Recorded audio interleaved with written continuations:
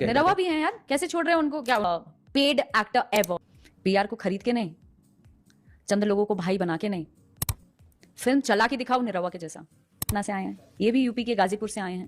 बेचारी लड़कियां, सबको ऐसा लगता है कि ओले मिला बाबू, मुझे प्यार कर रहा है लेकिन बाबू तो काबू सा, यहाँ प्यार मतलब बहुत आम चीज है। चंद लोग हैं देखो, बहुत वही कहते हैं ना कि 90% और 10% वाला हिसाब किताब है। चंद लोग सीरियस भी हैं, चंद लोग बस ऐसे ही प्यार। हेलो दोस्तों, नमस्कार। मैं पिंटू आर्यन, आपका भाई, और आप देख रहे हैं जोश बिहार। जी हाँ दोस्तों, मैं बता दूं कि जोश बिहार में मैं लगातार आप लोगों के लिए भोजपुरी फिल्म इंडस्ट्री से मिलता जुलता खबर लेकर आता हूँ। दोस्तों, मैं बताना चाहूँगा कि भोजपुरी फिल्म इंडस्ट्री जो कि हमेशा से विवादों में रहने का प्रयास करती है, भोजपुरी फिल्म के जितने भी सुपरस्टार हैं वो विवाद में रहते हैं और विवादों से ही भोजपुरी का स्टार्ट होती है। दोस्तों, अगर मैं बात करूँ रवि किशन, निरहुआ की बात, तो पहले जो ये लोग थे सिर्फ फिल्म पे फोकस करते थे और फिल्म में एक से एक अवार्ड भी जीते हुए हैं।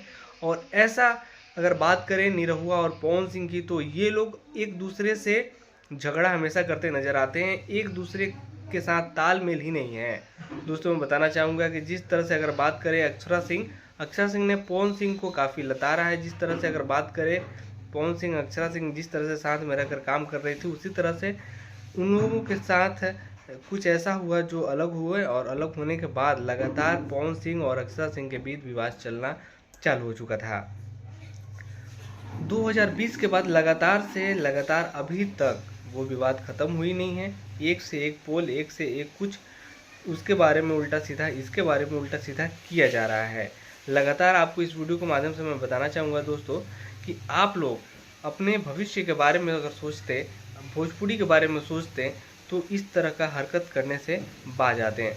मिलेंगे अगले वीडियो में दोस्तों, तब तक के लिए हमारे इस वीडियो को लाइक करके शेयर कीजिएगा। तब तक के लिए धन्यवाद।